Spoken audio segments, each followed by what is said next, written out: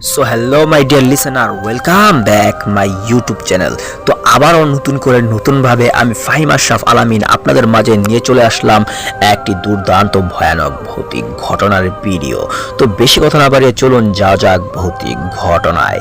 তো ভয় পাওয়ার জন্য প্রস্তুত হয়ে যান নিজ নিজ স্থান থেকে।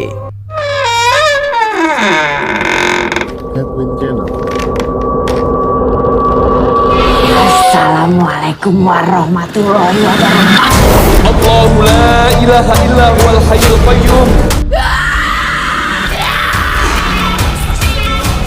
Spirit, be here with me.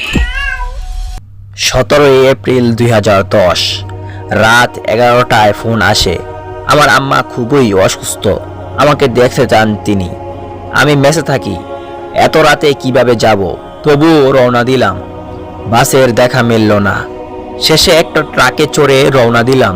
যখন আমাদের গ্রামের রাস্তায় নামলাম তখন ঘড়িতে বাজে 11:45। একটা ভ্যান গাড়িও দেখতে পেলাম না। এখান থেকে হেঁটে যেতে লাগবে কমপক্ষে 1 ঘন্টা। কি করি আর হাঁটতে শুরু করলাম। আমি খুবই ভীতু, কিন্তু সেদিন ওসব ভয়ের কথা মনেই ছিল না। আম্মাকে নিয়ে দুশ্চিন্তা করতেছি আর হাঁটতেছি। হঠাৎ আমার মনে হলো আমার পিছনে কেউ যেন আছে, কিন্তু দেখার সাহস পাচ্ছি না। তখন আমার ভয় লাগতে শুরু করলো। মোবাইল বের করে বাড়িতে কল দিতে লাগলাম, কিন্তু বারবার নেটওয়ার্ক ফেল দেখাচ্ছে। চেনা জানা অনেককেই কল দিলাম, একই অবস্থা। তখন আমার ভয় আরও কয়েক গুণ বেড়ে গেল। তবুও পিছনে তাকাতে পারলাম না। কিন্তু যতই আমি সামনে যাই ততই রাস্তা আমার কাছে অচেনা মনে হতে থাকে। হঠাৎ সামনে রাস্তার পাশে একটা বিরাট গাছ দেখতে পাই, কিন্তু এখানে তো কোনো গাছ ছিল না।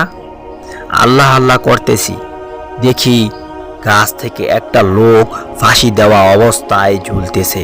আমি চিৎকার দিয়ে উঠলাম এবং দৌড় শুরু করলাম, কিন্তু আমি কোথায় যাচ্ছি, রাস্তা অচেনা লাগছে কেন? হঠাৎ মনে একটি মেয়েকে দেখতে পেলাম, একটু সাহস পেলাম। কিন্তু এত রাতে একা একটি মেয়ে এখানে কি করে? জিজ্ঞেস করতেই মেয়েটি রাস্তার পাশের জমিতে নেমে অদৃশ্য হয়ে গেল। সাথে সাথে আমি সেন্সলেস হয়ে যাই। যখন সজাগ পাই দেখি আমার দুপাশে সাদা লম্বা কাপড় পরা লম্বা দাড়িওয়ালা 2 লোক বসে আছেন। কেন জানি না আমি সঙ্গে সঙ্গে কেঁদে উঠলাম এবং তাদেরকে সব খুলে বললাম। তখন তারা দুজন আমাকে বাড়ি পর্যন্ত পৌঁছে দেন। বাড়িতে যখন পৌঁছি তখন 3টার মতো বাজে। আম্মা একটু সুস্থ, ঘুমাচ্ছেন। আমি আব্বার সাথে একটু কথা বলে ঘুমাতে গেলাম। কিছুক্ষণ পর আমাদের টিনের চালে ঢিল পড়া শুরু হলো।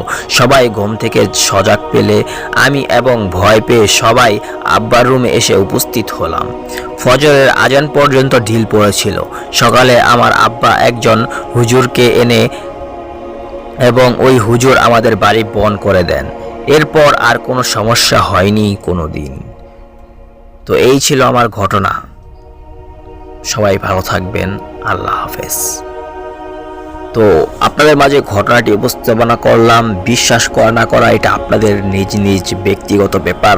তো অবশ্যই আপনার কাছে যদি এরকমই ভৌতিক ঘটনার গল্প বা ভীতি ঘটনা থাকে তাহলে অবশ্যই আমাকে পাঠাতে পারেন বা আমার সাথে যোগাযোগ করতে পারেন। আমার ইমেল অ্যাড্রেস হলো fahimashraf10@gmail.com। তো অতি শীঘ্রই আপনার ঘটনা পাঠিয়ে দিন। পরবর্তী ভিডিওতে আপনার ঘটনাই তুলে ধরব। তো ভালো থাকুন, সুস্থ থাকুন, নিজের খেয়াল রাখুন। তো দেখা হচ্ছে পরবর্তী আরও একটি ভয়ঙ্কর ভৌতিক ঘটনার ভিডিও নিয়ে। আল্লাহ হাফেজ।